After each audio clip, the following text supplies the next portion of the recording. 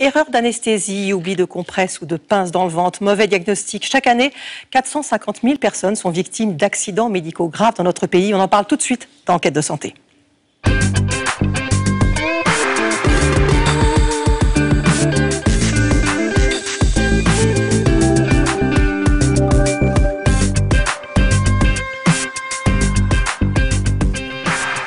Bonsoir, merci de votre fidélité, merci de nous retrouver pour ce premier numéro d'Enquête de santé de la saison.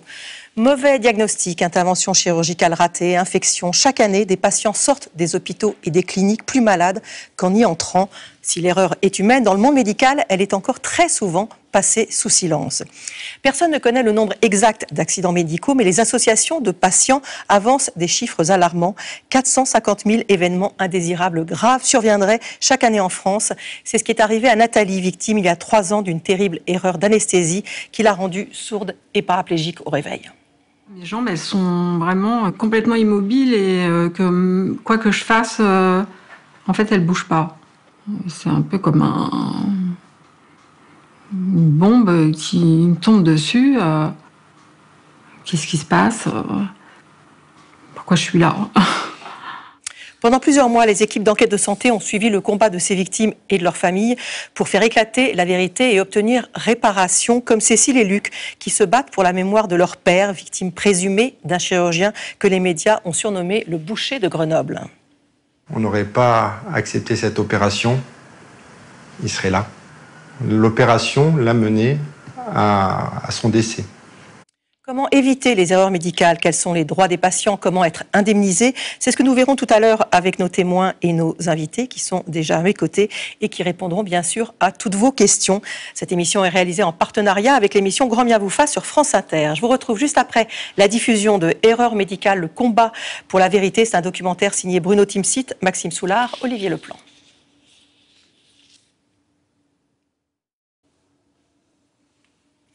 Merci beaucoup d'être avec nous pour ce débat avec nos invités. Claude Rambaud, bonsoir. Bonsoir. Vous êtes vice-président du Lien. C'est une association de défense des patients et des usagers de la santé qui a notamment pour mission de défendre les victimes d'accidents médicaux. À vos côtés, François Jolin, bonsoir. Bonsoir. Anesthésiste réanimateur. Pour réduire les risques d'erreurs médicales, vous avez créé avec l'un de vos confrères la Patient Safety Database. En français, c'est la base de données sur la sécurité des patients qui permet à des soignants de partager leurs expériences. Et vous présidez également l'association Facteurs Humains en Santé qui regroupe des professionnels de santé, mais également des professionnels venus d'autres secteurs, comme des pilotes d'avion ou encore des contrôleurs aériens, pour améliorer la qualité et la sécurité des soins. Avec nous également Jean-Christophe Coubris, bonsoir. Bonsoir. On vient de vous entendre dans ce documentaire. Vous êtes avocat spécialisé en droit du dommage corporel et vous êtes l'auteur de ce livre absolument passionnant qui s'appelle Au nom de toutes les victimes. C'est publié chez Flammarion. Vous y revenez sur 20 ans de combat aux côtés de victimes d'erreurs médicales et de médicaments. Vous avez notamment récemment défendu de nombreuses victimes du Mediator. Tout à l'heure, nous entendrons le témoignage de Maya, dont la fille Luna vit depuis 18 ans avec un handicap très lourd à cause d'un mauvais diagnostic aux urgences quand elle n'était encore qu'un bébé. Mais avant de commencer à répondre à vos questions, on va écouter l'histoire de Christine Satin. Bonsoir Christine. Bonsoir. Vous avez vécu un cauchemar à l'occasion d'une banale opération du rein. L'histoire débute en 2016. Vous vous réveillez une nuit avec des violentes douleurs au ventre. Voilà. Jusque-là, tout va bien. Ça va. Et donc, vous suspectez un calcul dans le rein? Voilà, je suspecte un calcul dans le rein. Au départ, on ne savait pas trop, donc je passe mon médecin m'envoie passer une coloscopie virtuelle, un scanner. On trouve en effet qu'il y a un calcul. Je m'oriente vers un grand hôpital de la PHP qui est réputé pour être un spécialiste de l'urologie. Là, on me dit qu'on va me faire une banale intervention par les voies naturelles. En fait, casser le calcul et puis éliminer les fragments. Par une urétroscopie souple, c'est-à-dire les voies naturelles. Et puis 10 jours après, j'ai un chirurgien qui m'appelle sur mon portable pour me dire que le calcul serait trop gros, qu'on ne peut pas faire l'intervention telle qu'elle était prévue, alors qu'on m'avait fait vraiment une indication opératoire pendant la consultation. Et il va falloir faire ça à une autre date et qui sera l'opérateur. La veille de l'intervention. Tout ça se passe uniquement au téléphone? Au téléphone. La veille de l'intervention, il vient juste me voir dans la chambre pour juste se présenter, me dire qu'il viendra me chercher l'après-midi et que je serai opérée le lendemain. Et à un moment donné, il me fait signer un petit papier en me disant que comme il y a une caméra dans mon corps, il faut signer ce papier parce qu'il y a des formations qui sont faites autour de l'explosion des calculs.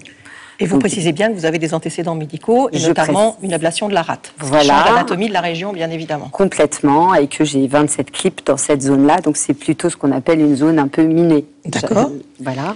Donc quand vous entrez dans le bloc... Quand j'entre dans le bloc, c'est un peu particulier parce que le bloc est ouvert, un peu comme ici. Il y a parfois des gaffeurs. On fait rien ici, c'est Il y a des gaffeurs qui tiennent des fils et il y a une animation toute particulière avec une quinzaine de personnes en tout qui vont, qui viennent. Donc je trouve ça un petit peu étrange. Je vois personne que j'ai pu voir dans l'équipe la veille, ni le médecin. On me branche ma perf, on me fait la checklist, savoir si c'est bien moi, etc. Et au moment où je commence à être vraiment très inquiète parce que je ne comprends pas pourquoi je suis là, je demande à voir mon médecin, celui que j'ai vu la veille. Et à ce moment-là, il y a un médecin qui arrive, donc les mains en l'air. Donc je suis sûre que c'est lui le chirurgien. Il se présente comme tel. En tout cas, je suis votre chirurgien. Il me dit son nom, qui est un nom italien. Vous n'avez jamais vu, jamais entendu parler. Personne m'a dit que cette personne allait m'opérer. Et à ce moment-là, au moment où je dis « mais non, pas du tout, vous n'êtes pas mon médecin », et je suis complètement dans un effroi total, à ce moment-là, on m'anesthésie. D'accord, d'accord. On vous endort. On m'endort. Vous vous réveillez quelques heures plus tard avec des douleurs extrêmement importantes. Il faut du temps pour que vous arriviez à voir les médecins compétents, mais on constate qu'il y a eu une grosse complication. Ouais, je vais 36 heures surtout pour être revue par un médecin. Je saurai par la suite pourquoi, mais à ce moment-là, je réclame parce que j'ai des douleurs intenses, je suis résistante à la morphine, c'est compliqué de me calmer, j'en avais informé. L'anesthésie, c'est écrit dans mon dossier. Et à ce moment-là, à force de réclamer vraiment de manière extrêmement forte, parce que j'ai des douleurs énormes, j'ai des diarrhées, j'ai des vomissements permanents, on finit par appeler le chef de service qui se présente à moi et qui me dit qu'il va falloir passer au scanner. Donc ils attendront encore 6 heures. C'est dans la nuit seulement que je serai passée au scanner. Une perforation du côlon qu'il faut vraiment opérer. Complication évidemment lourde. Vous avez l'impression que ce chirurgien qui vous a opéré, donc ce chirurgien italien, n'avait pas regardé votre dossier, notamment ces antécédents-là? Je lisais un modifie l'anatomie et qui peut expliquer effectivement que le côlon ne se situe plus exactement à la bonne position parce que la rate n'est plus là. Alors, en fait, oui.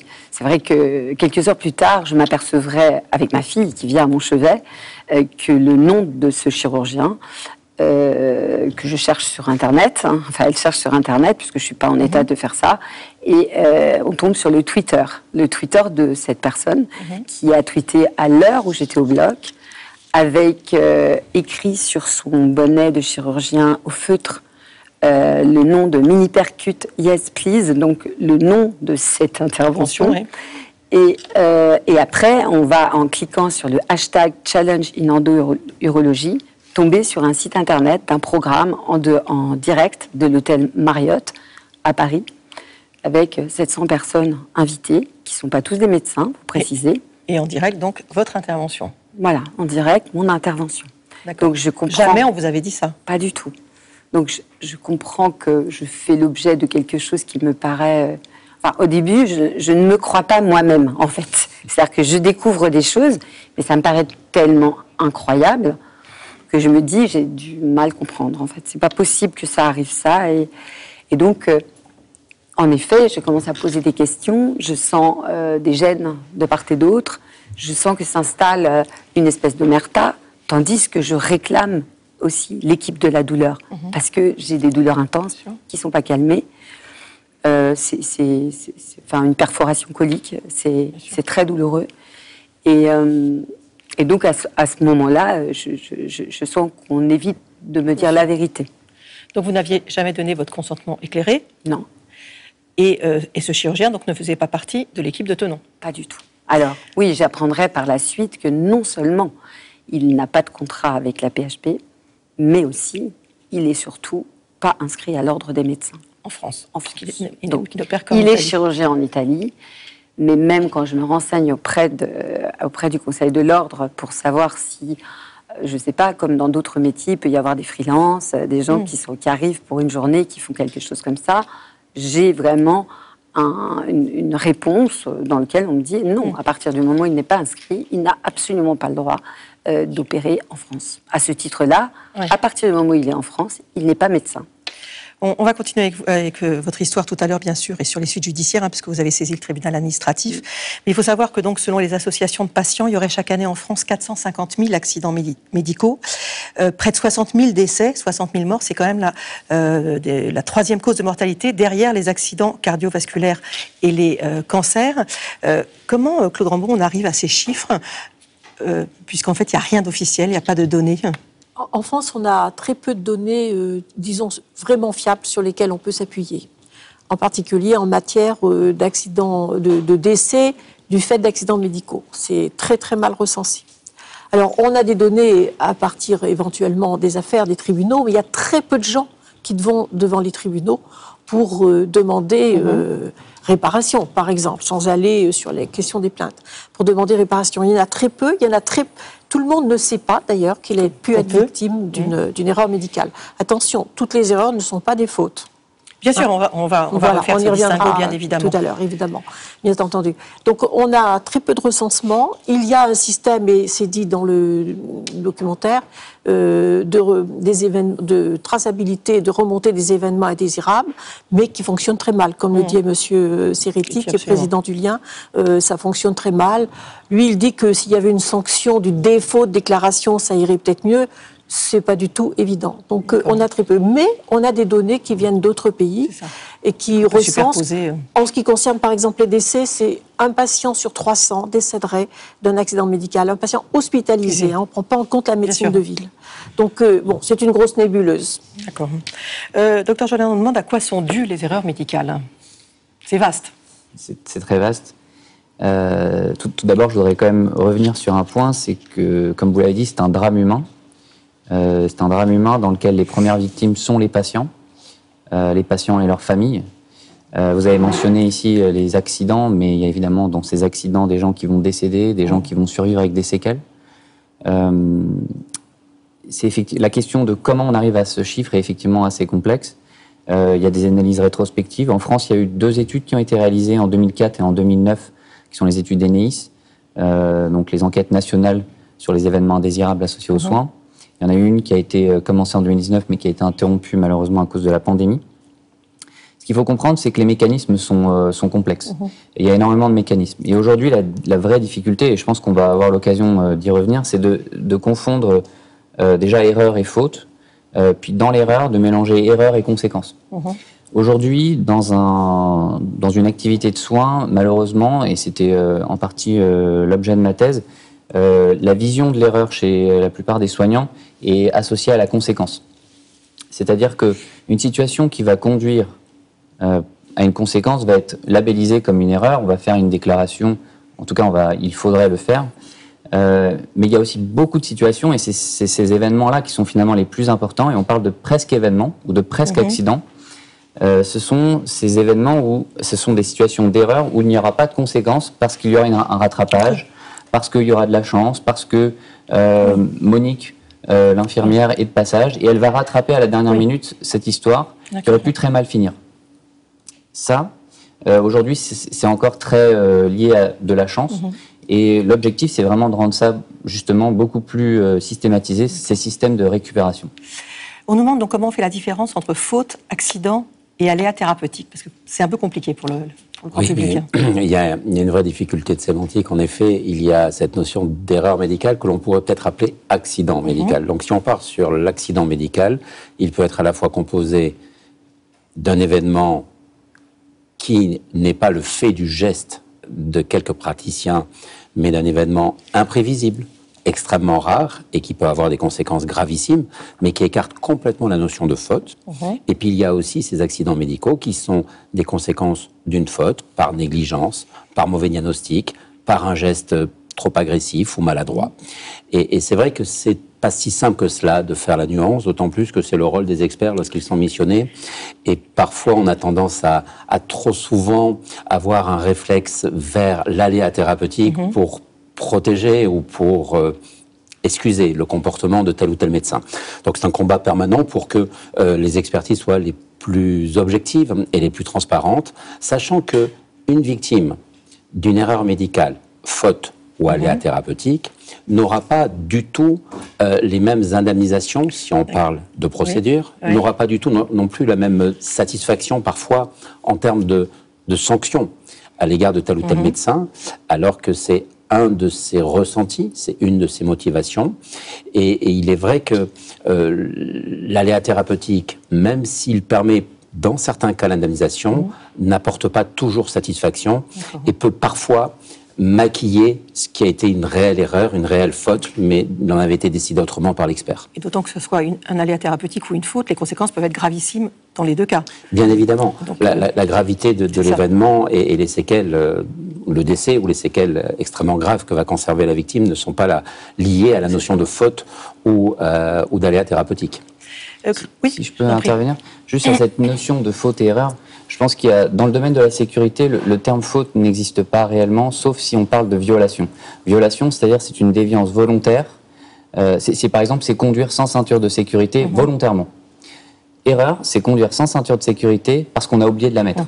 Et heureusement, aujourd'hui, on commence à avoir dans certaines industries des systèmes qui permettent de récupérer ces erreurs. Par exemple, aujourd'hui, dans certaines voitures, vous ne pouvez pas allumer le contact si la ceinture de sécurité n'est pas mise.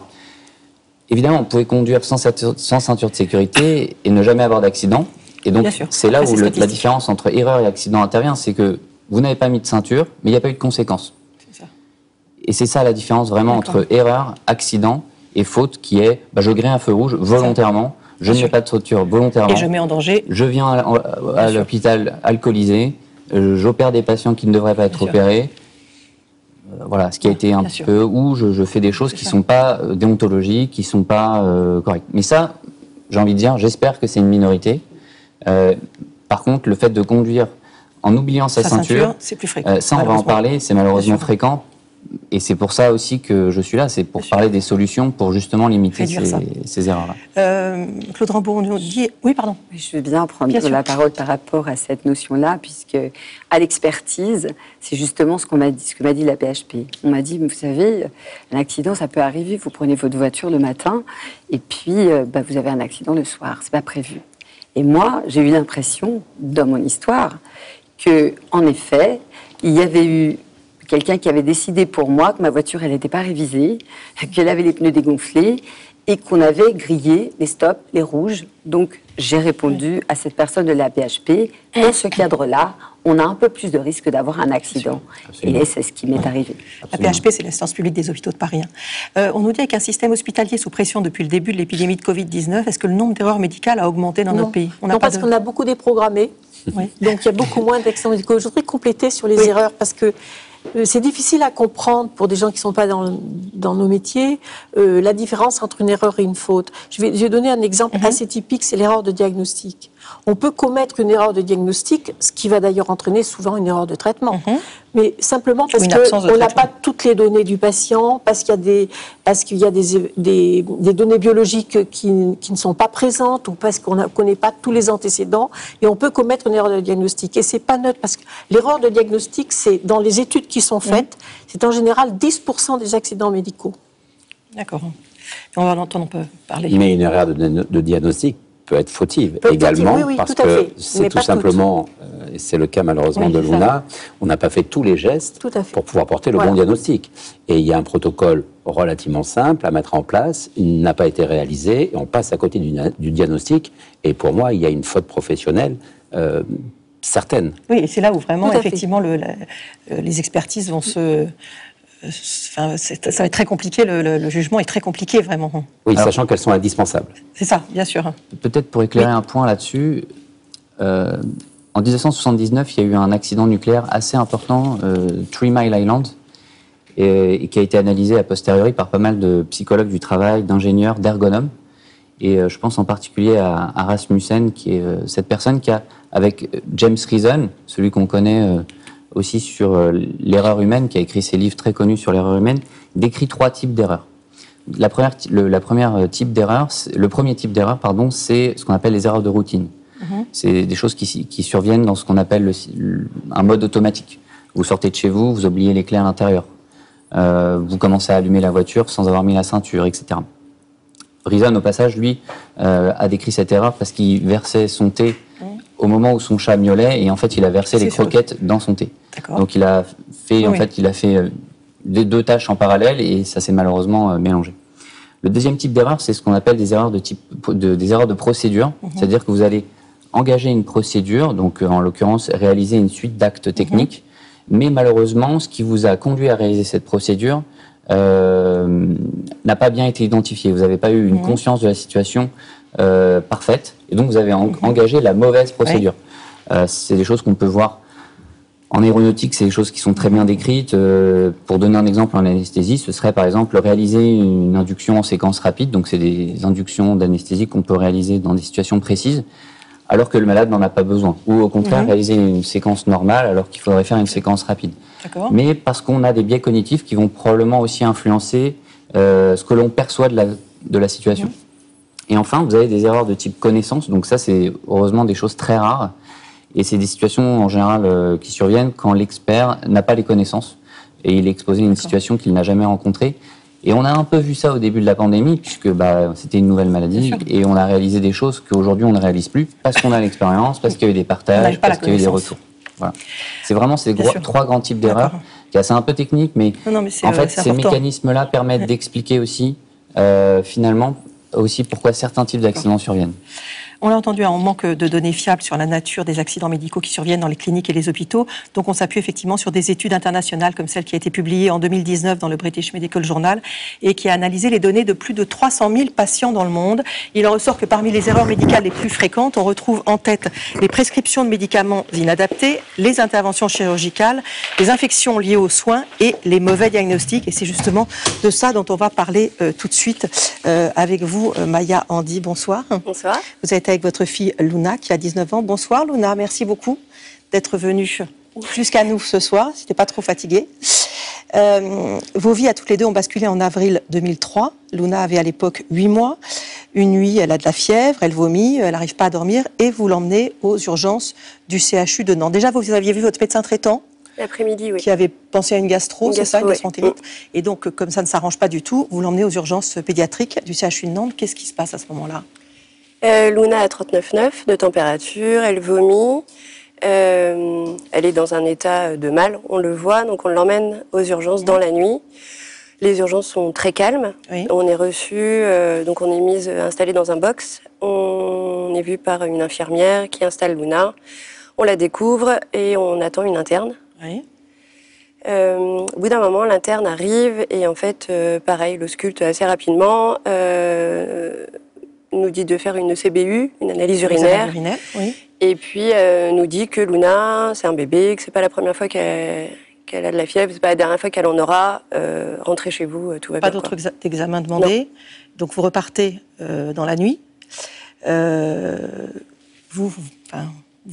fais ce qu'on me dit. C'est ça, vous n'avez pas testé votre premier enfant, donc pas effectivement tellement d'idées effectivement de ce que ça peut être.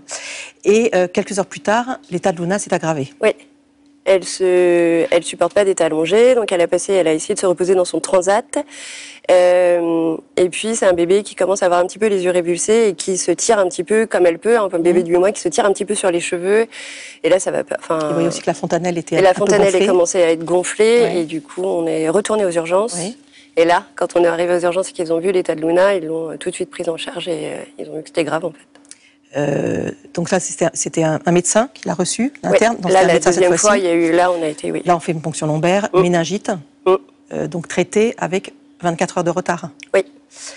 Elle va passer, Luna, 1 mois en réanimation, puis ensuite dans une unité spécialisée pendant 2 autres mois.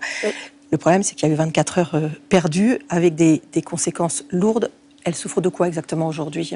Alors Luna, elle est polyhandicapée, elle est très fatigable, comme on peut. Oui, c'est normal.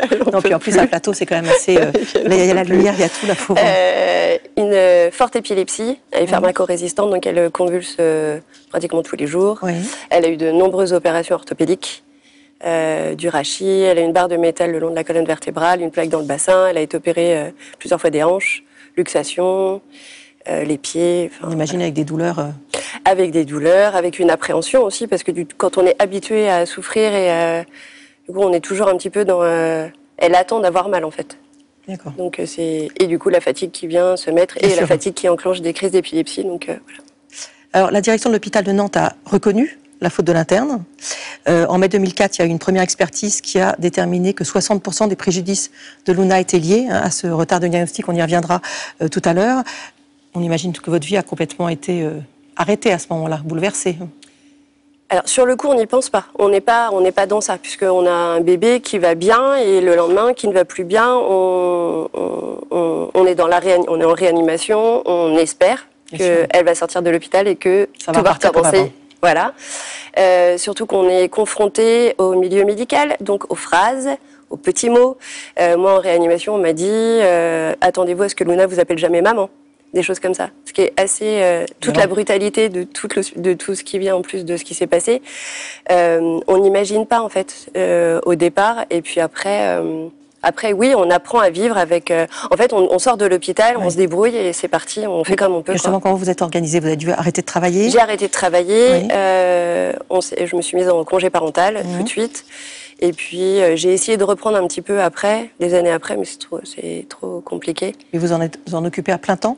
Alors, elle va dans un centre la journée, quand elle n'est pas trop fatiguée ou qu'il y a tout ça. Bien sûr. Elle rentre tous les soirs et oui, je m'en occupe tout le temps. Évidemment, tout ça coûte très cher.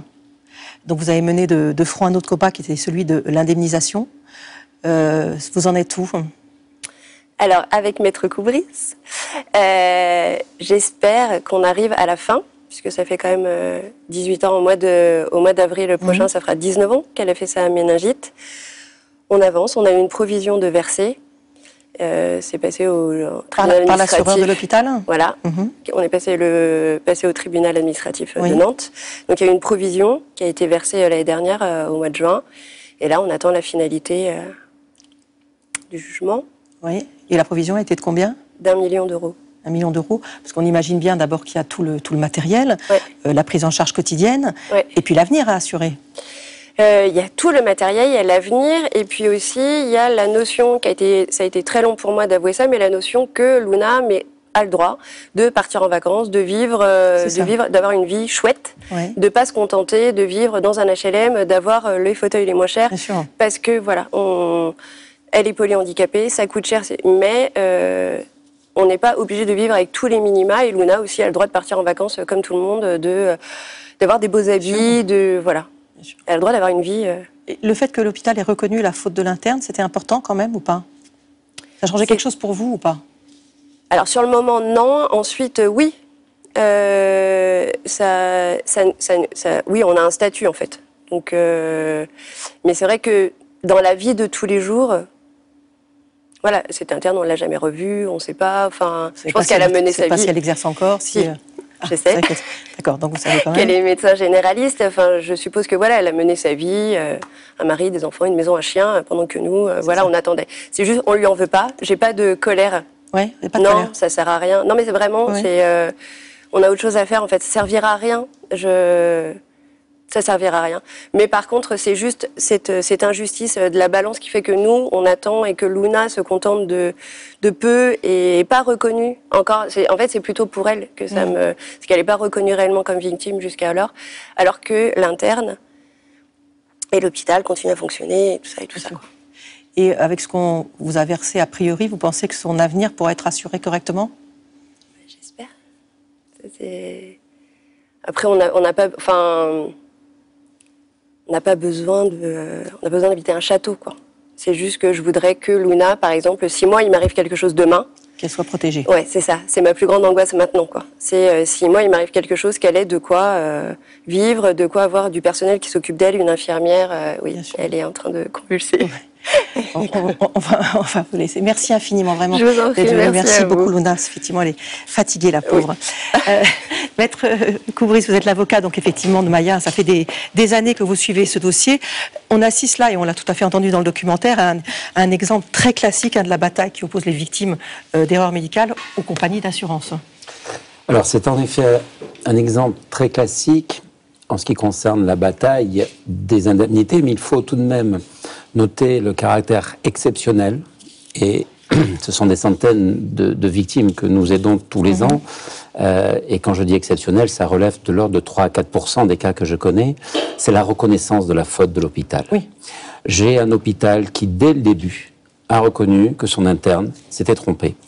Et Madame Ondy, vous l'aurez dit, si on ne lui avait pas donné cette information, elle n'aurait jamais envisagé l'erreur de diagnostic. Ouais. Elle n'aurait jamais envisagé cette procédure qui, aujourd'hui, va sécuriser, ça je l'affirme, l'avenir de Luna. Je ne pourrais rien effacer de tout ce qui lui est arrivé, mais ce dont je suis certain, c'est qu'on va pouvoir la protéger financièrement jusqu'à la fin de sa vie et surtout aider cette famille qui est remarquable. J'ai toujours vu Luna sourire, toujours. Et sa maman aussi. Et je ne l'entends jamais se plaindre. Alors que vous l'avez bien compris, elle a sacrifié sa vie.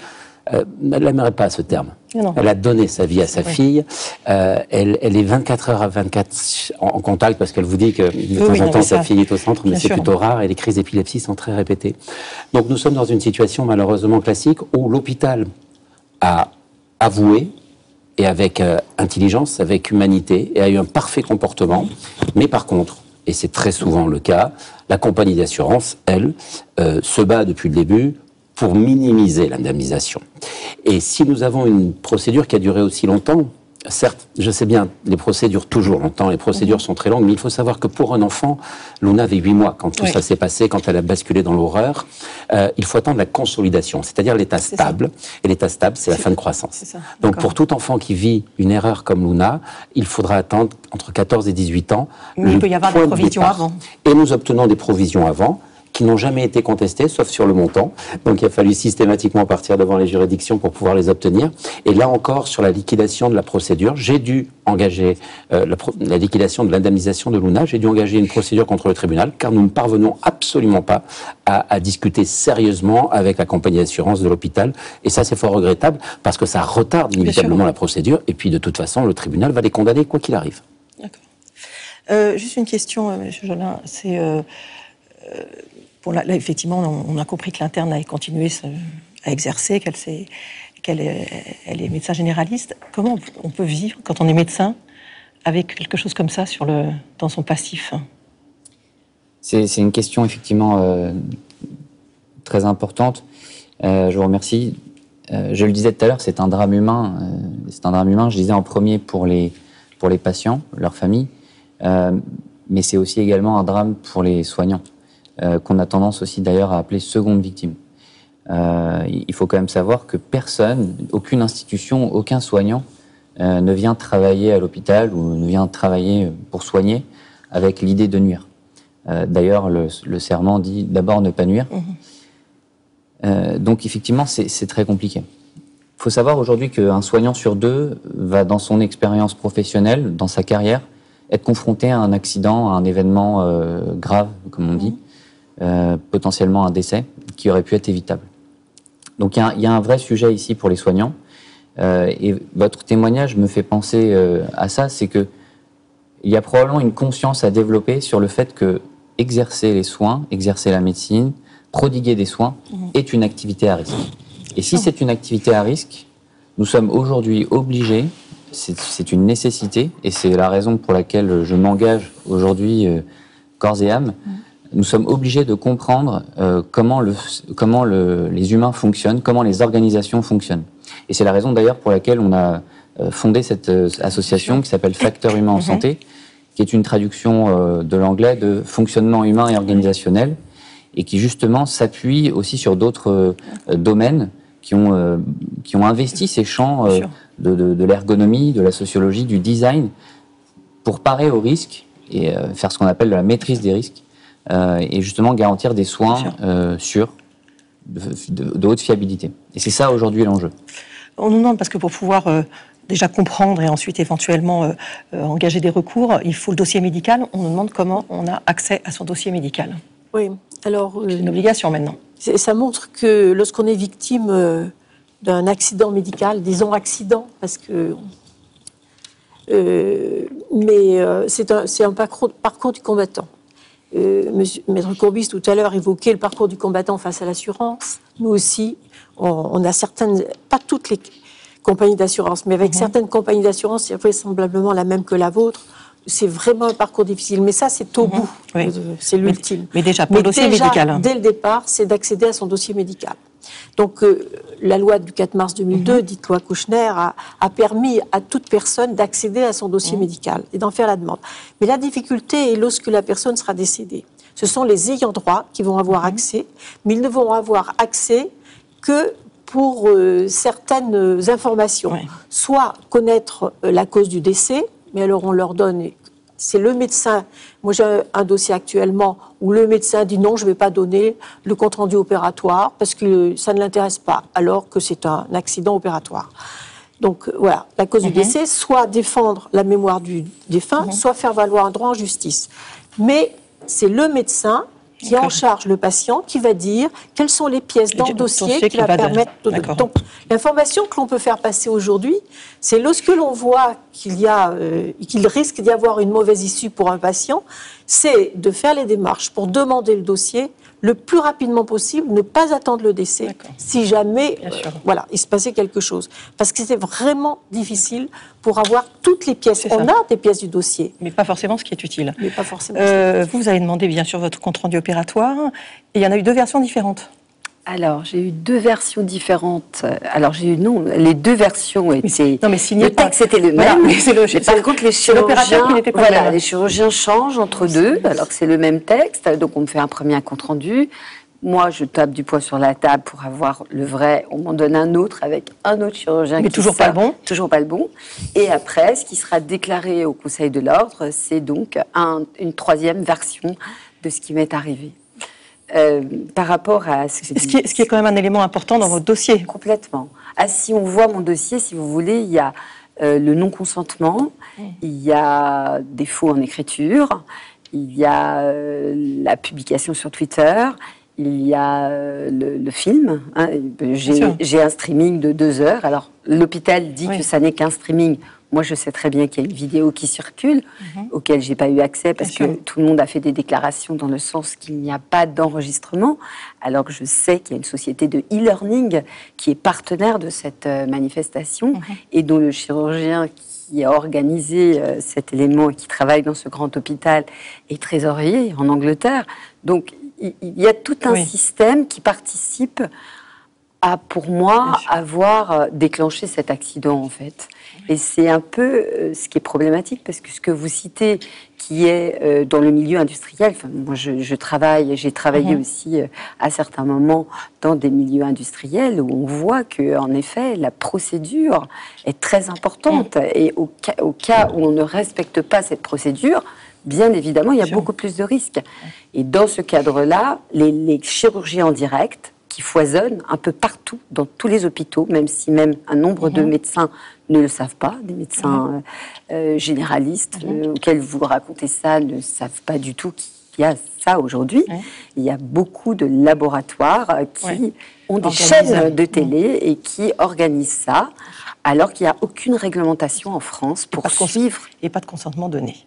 Et puis pas de réglementation, c'est-à-dire qu'aujourd'hui, il y a des tas de choses qui sont organisées, mais il n'y a personne pour contrôler que vous avez été autorisé à le faire, qu'il y a eu une consultation, que le médecin qui vous opère, il n'est pas jet-lagué parce qu'il n'arrive pas de Chine et qu'il ne parle pas la langue, son bloc n'est pas du tout disposé comme c'est l'habitude. Et surtout, essayez déjà, on vous interdit de téléphoner quand vous conduisez, et là, le chirurgien a un casque, un micro et répond aux commentaires de la salle. Vous avez vu comment vous êtes déjà certainement très concentré pour faire cette émission, mais si jamais il y avait des gens dans le canapé qui vous posaient des questions alors que vous êtes au millimètre près dans votre intervention, c'est carrément dramatique. Voilà. On nous demande à qui s'adresser si on pense être victime d'une erreur médicale. Alors, naturellement, aux associations et aux avocats spécialisés. Ça, c'est une certitude. Je reviendrai juste un instant sur l'histoire du dossier médical. J'ai connu les difficultés pour obtenir un dossier médical avant la loi du 4 mars 2002.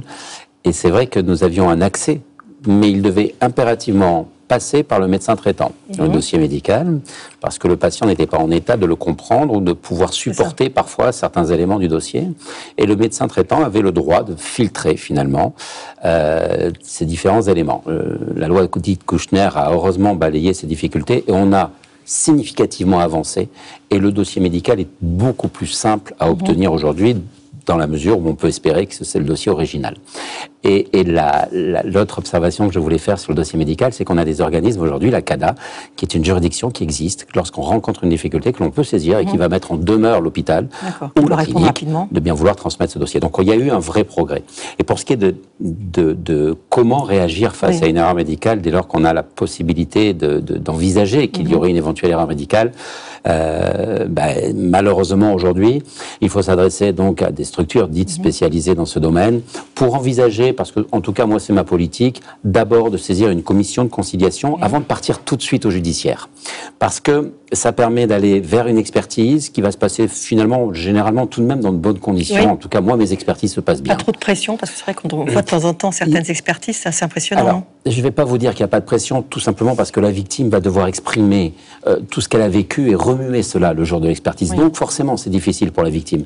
Mais je ne suis pas victime, moi, des pressions des autres médecins présents ou des experts qui, au contraire, marquent un vrai respect la plupart du temps et n'ont pas une attitude agressive à l'égard des victimes. Donc d'abord, cette première démarche par cette commission de conciliation avec un rapport d'expertise qui nous permet de réfléchir, d'envisager parfois les discussions à l'amiable, d'autres fois le Conseil de l'ordre, parfois aussi la juridiction, et c'est plus souvent la juridiction qui va être saisie ultérieurement.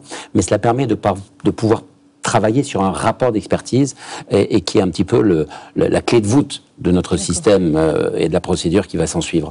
On peut aussi envisager de saisir tout de suite le tribunal. J'aurais tendance à vous dire plutôt le tribunal civil que le tribunal correctionnel. La plainte à déposer est dans des cas extrêmes. Heureusement, le corps médical, et vous l'avez rappelé, n'est pas avec la volonté quelconque de créer volontairement des séquelles, des décès, etc. Bien au contraire. Peut-être à l'exception d'un ou deux tout de même dans ma carrière professionnelle. Mais pour le reste, ça reste de la faute professionnelle qui a des conséquences gravissimes. Et c'est toute la difficulté de votre métier. C'est-à-dire que nous, on peut commettre, et on commet des erreurs dans notre activité, mais ça n'a pas bien évidemment les mêmes conséquences. J'aime beaucoup la comparaison du médecin et du pilote d'avion, à l'exception que le pilote d'avion, lui, s'il commet une erreur, généralement, il subira le même sort que les passagers. Et il y a de la part du corps médical aujourd'hui cette volonté de transparence qui est remarquable, et je suis ravi d'être autour d'une table aujourd'hui, de pouvoir discuter simplement avec un médecin qui veut œuvrer dans ce sens-là. Ils sont nombreux.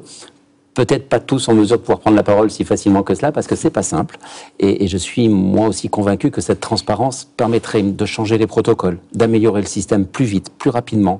Pour l'UNA, ils ont changé dès le lendemain le mode de fonctionnement, puisque l'interne n'avait pas à rendre compte aux seniors dès lors qu'il s'agissait d'une simple fièvre élevée. Ça a été bousculé aussitôt et on peut espérer que de petites LUNA, il n'y en aura plus dans ce centre hospitalier.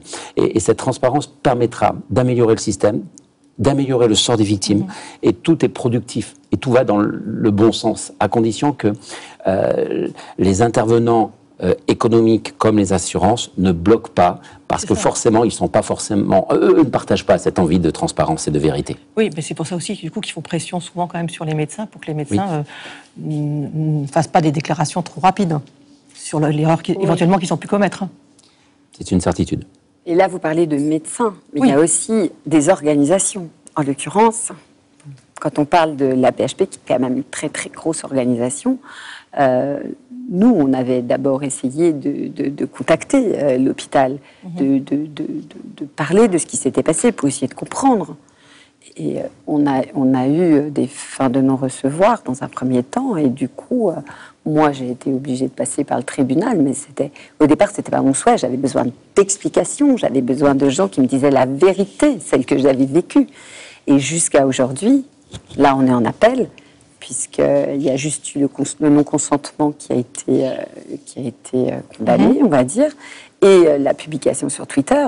Mais pour tout le reste et toutes les conséquences que ça a pour moi aujourd'hui, eh bien, il n'y a rien qui est reconnu. Et moi, j'ai l'impression d'avoir vécu un abus de confiance et une double peine, c'est-à-dire ce qui m'est arrivé, et après, la négation de ce que j'étais, et l'impression aussi d'avoir 2 heures comme ça de mon corps exposé à des gens et que je ne sais pas ce qui est arrivé pendant ce moment-là, en fait. Il ne reste plus beaucoup de temps pour parler solutions, mais on va quand même essayer de parler un peu, voir comment améliorer la sécurité des patients. On va parler de cette fameuse checklist qu'on a vue dans le documentaire. On sait que pour l'aviation, ça a réduit de pratiquement 50% les risques, ce qui est effectivement colossal. Ça s'inspire effectivement de ce qui se passe dans les avions. Est-ce que c'est vraiment efficace en médecine? Est-ce que c'est bien appliqué dans tous les établissements de santé? Est-ce que tous les médecins, les soignants se prêtent à ça? Alors, sur la question de la checklist, en l'occurrence, c'est quelque chose qui est relativement récent. L'étude de Atul Gawande a été publiée dans le New England Journal of Medicine il y a maintenant à peu près 10 ans, en 2009. Donc ça a pris c'est quand même un outil qui est relativement récent dans l'histoire de la médecine. Et avant cela, c'était... C'est ce qu'on voit sur l'écran. Voilà, exactement. Et avant cela, les premières checklists ont été créées en réanimation sur la pose de cathéters centraux par Pronovost, qui a été un des premiers réanimateurs à justement s'intéresser à standardiser les soins. En fait, la question en médecine, il y a finalement 3 gros sacs. Il y a l'étude de la physiopathologie, l'étude des médicaments qui vont permettre de régler une maladie, et un 3e sac qui est comment on délivre un soin. Et ce 3e sac, malheureusement, il n'est pas très étudié, il n'intéresse pas grand monde, mais c'est en fait le plus passionnant aujourd'hui et sur lequel on doit travailler. La checklist, c'est une manière de délivrer les soins, et probablement qu'il faut la penser comme un briefing, alors en tout cas pour celle du bloc opératoire, comme un briefing pour sa première partie et comme un débriefing. D'ailleurs, je profite, puisque on est là pour parler solutions. Dans le 2e temps de la checklist, il y a un point, alors initialement c'est la checklist OMS, et je milite pour ce point qui consiste à dire, qui consiste à demander à tous les intervenants dans le bloc opératoire de se présenter, de dire quels sont leurs prénoms et leurs fonctions. Ce qui a malheureusement peut-être manqué parfois. Donc moi, par exemple, j'utilise un calot dans lequel il y a écrit mon prénom, François, et ma fonction. Donc c'est quelque chose qui est très simple. C'est ce que vous mettez sur la tête pour opérer. C'est ce que je mets sur la tête pour opérer. Je précise, vous pouvez le remontrer un peu mieux, s'il vous plaît, qu'on voit un peu plus, laisser, qu'on le voit comme ça. Voilà, je peux le mettre si vous voulez, mais très bien comme ça. C'est très bien. Voilà, ça c'est les calots, d'accord. Donc effectivement, ça humanise, ça permet de savoir qui est qui. Alors pour le patient, c'est énorme parce que déjà, il sait que je m'appelle François, que je suis l'anesthésiste ou le réanimateur si je travaille en réanimation. Mes collègues savent que je suis aussi la personne qui va délivrer une partie du soin, l'anesthésie si on est au bloc opératoire. Si jamais il y a une situation de crise qui peut survenir, le bloc opératoire est un environnement de risque, eh bien, plutôt que de dire il faut masser, pour par exemple réanimer le malade, on pourra dire François réalise le massage cardiaque, et on réagit beaucoup mieux que la parole quand même circule mieux et que ça soit moins anonyme. Vous vouliez réagir? Oui, la checklist, c'est extrêmement important. En France, elle est une recommandation de la Haute Autorité de Santé, mais elle n'a jamais été réglementairement inscrite. C'est-à-dire que ce n'est pas un décret, ce n'est pas un arrêté, ce qui est tout à fait dommage. Parce qu'elle est faite, on la trouve dans les dossiers. On trouve des petites croix qui sont mises comme ça, et le personnel lui-même nous dit régulièrement, vous savez, la checklist, on met les croix. Voilà. La checklist, il faut dire aux patients qui nous écoutent que lorsqu'ils vont au bloc opératoire, la checklist, c'est le patient lui-même qui doit décliner, comme dans le documentaire, d'ailleurs c'est bien fait, qui doit dire qui il est. C'est pas dire, vous êtes Monsieur Benoît, alors qu'il est Monsieur Benoît, et qu'on va confondre. Il doit dire son nom, son identité, son âge, et il doit dire l'intervention et son côté. Et aux États-Unis, ils ont renforcé en ce qui concerne les erreurs de côté. Il y a eu des histoires où effectivement on a amputé une jambe à la place de l'autre, on a enlevé un rein à la place de l'autre. C'est le patient qui, ça s'appelle procédure chirurgie du mauvais côté. Le patient doit inscrire lui-même, chez les anglo-saxons aussi d'ailleurs, son côté opératoire, sa jambe, etc. S'il en est en état de le faire, évidemment. Ça, on ne l'a pas fait en France et nous le déplorons. C'est quand même un élément, aux États-Unis d'ailleurs, si vous intervenez sur un patient sans avoir appliqué la procédure chirurgie du mauvais côté, c'est-à-dire que le patient marque son côté, vous n'êtes pas assuré. Donc c'est quand même très sévère comme processus. C'est probablement aussi importante, voire plus importante que le bistouri pour opérer. Absolument. Donc dire aux patients, c'est eux qui doivent dire leur nom. Ils arrivent au bloc opératoire, ils disent « Je m'appelle monsieur un tel ou madame une telle, je viens pour telle intervention et ça se passe de tel côté. » Et c'est extrêmement important. D'accord. Rien que ça, déjà, ça évitera beaucoup d'erreurs. J'ai une petite question. Évidemment, moi, cette histoire de vidéo, c'était compliqué, mais pourquoi ne pas filmer les interventions? Parce que ça éliminerait quand même un certain nombre de problèmes. La boîte noire, alors effectivement, là aussi, dans le devoir de transparence, il y a des actions qui sont faites c'est un combat qui est assez long. Je pense qu'il y a clairement des choses qui, moi, me dépassent ici, mais probablement aussi des aspects syndicaux. Clairement, je milite pour la boîte noire. Je suis un fervent Il y a certains adepte groupes de ces aujourd'hui qui sujets. travaillent dans ce sens-là. Absolument. En fait. Et il y a même des recherches qui sont menées là-dessus. Voilà, je pense que ce qu'il faut retenir, c'est que c'est un problème complexe. Vous avez réuni sur cette table finalement presque tous les intervenants. Il manque peut-être un assureur et d'autres soignants. Je pense que cette question de l'erreur, la pire erreur qu'on puisse faire, c'est celle qu'on ne partage pas et dont on n'apprend pas. Et je pense qu'il faut aussi travailler au niveau de la législation, de la personne, du législateur, sur la non-punition des erreurs. D'une part, ne pas être dans l'impunité, ni être dans la punition totale.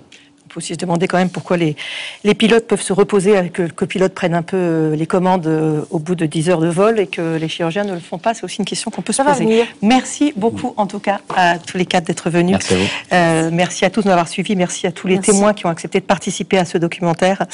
L'émission a été réalisée en partenariat avec le magazine Top Santé. Voilà, je vous retrouve dès demain à 13h40 pour le magazine de la santé, puis bientôt pour une nouvelle enquête de santé. Passez une très très bonne fin de soirée. Au revoir.